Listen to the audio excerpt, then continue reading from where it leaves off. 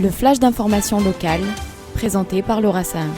Bonjour à tous et bienvenue dans votre flash d'information locale. Nous sommes le lundi 17 mars et voici les titres de votre édition.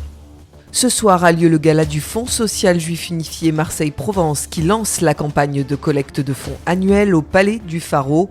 En présence d'invités prestigieux, l'écrivain Philippe Val, l'acteur Stéphane Fraisse et le chanteur Simon, petit-fils d'Enrico Macias. C'est à partir de 19h et le gala affiche complet avec plus de 140 personnes inscrites. 13 000 participants, c'est le nombre de personnes venues faire la fête au carnaval de la Plaine ce week-end. Un carnaval qui s'est terminé sous les affrontements hier soir. Pour évacuer les lieux, les forces de sécurité intérieure ont dû utiliser des lanceurs d'eau et des gaz lacrymogènes. Une policière a été blessée et 2 interpellations ont eu lieu.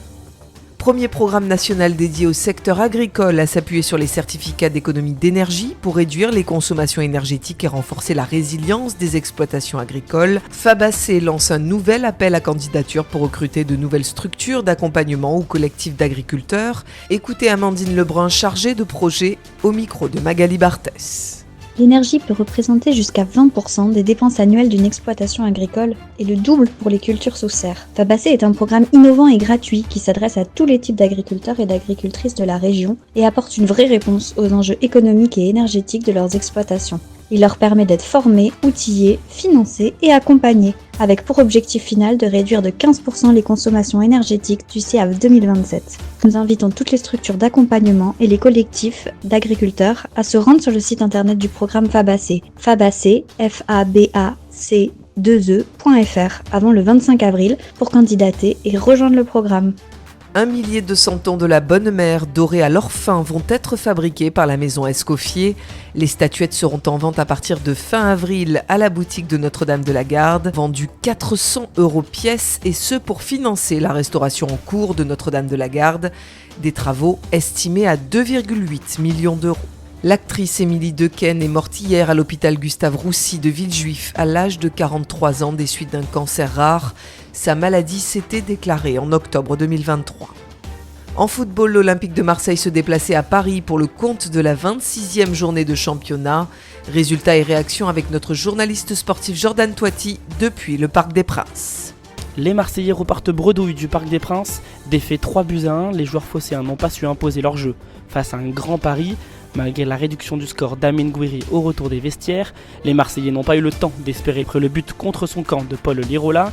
Après l'heure de jeu, la frustration de Leonardo Balerdi à notre micro. On a pris des buts évitables, je pense, en première mi-temps. Vraiment, les vestiaires, on a senti ça, qu'on avait des regrets parce qu'on pouvait égaliser.